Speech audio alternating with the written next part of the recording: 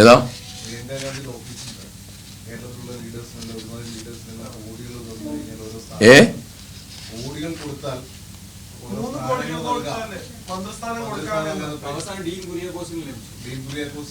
എനിക്കെന്തായാലും ലഭിച്ചില്ല. അത് വിദ്യാഭ്യാസം ലഭിച്ച ഞാൻ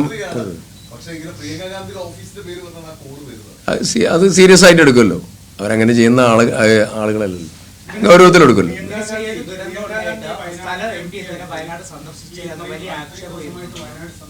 ഞാനതിൻ്റെ മറുപടി കൃത്യമായിട്ട് പറയാം. ഒന്ന്, പ്രിയങ്ക ഗാന്ധിയുടെ നേതൃത്വത്തിൽ അവർ ഓൺലൈനായി പങ്കെടുത്ത അതിപ്രധാനമായിട്ടുള്ള യോഗം നടന്നു. മുഖ്യമന്ത്രി ചെയർ ചെയ്ത മീറ്റിംഗാണ്. മുഖ്യമന്ത്രി ചെയർ ചെയ്ത മീറ്റിങ്ങിൽ പ്രിയങ്ക ഗാന്ധി അടക്കം ഓൺലൈനിൽ പങ്കെടുത്ത് എല്ലാ കാര്യങ്ങളിലും അവർക്ക് വ്യക്തമായ കാഴ്ചപ്പാടുണ്ട്. അവർ ആ കാഴ്ചപ്പാടുകൾ മുഴുവൻ ഞങ്ങളുമായിട്ട് പങ്കുവച്ചിട്ടുണ്ട്. അവർ പറഞ്ഞിരിക്കുന്ന ഇപ്പോൾ അവസാനം ഞാൻ പറഞ്ഞല്ലോ, അവസാന ബോഡി കിട്ടിയതായ ആ ദിവസം വൈകുന്നേരം മീറ്റിംഗ് വിളിക്കാനുള്ള കാരണം പ്രിയങ്ക ഗാന്ധിയുടെ നിർദ്ദേശമാണ്.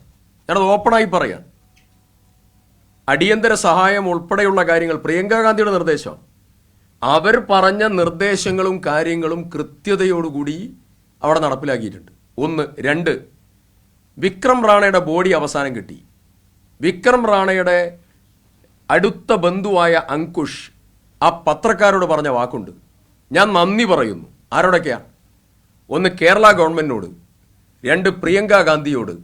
മൂന്ന്, കേരള മുഖ്യമന്ത്രി. അങ്ങനെ തുടങ്ങി അവിടെ ഉണ്ടായിരുന്ന ഞങ്ങളെ ഉൾപ്പെടെ മന്ത്രിമാരുൾപ്പെടെ NDRF ഉൾപ്പെടെ SOG ഉൾപ്പെടെ ഫയർ ആൻഡ് സേഫ്റ്റി ഉൾപ്പെടെ എല്ലാവരോടും നന്ദി പറഞ്ഞു. എന്തിനാ പ്രിയങ്ക ഗാന്ധിയോട് നന്ദി പറയുന്നത്? പ്രിയങ്ക ഗാന്ധി ആ വിക്ടിംസായ ആളുകളോട് വരെ ഇൻട്രാക്ട് ചെയ്തു പോയി എന്നുള്ളതുകൊണ്ടാണ്. ഓരോ കാര്യത്തിലും ഇടപെട്ടു എന്നുള്ളത് കൊണ്ടാണ്.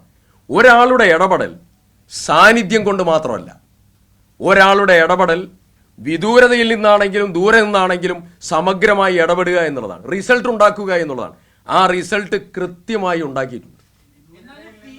അല്ല, വിദൂരത എന്നുള്ളത് നെഗറ്റീവായി കണ്ട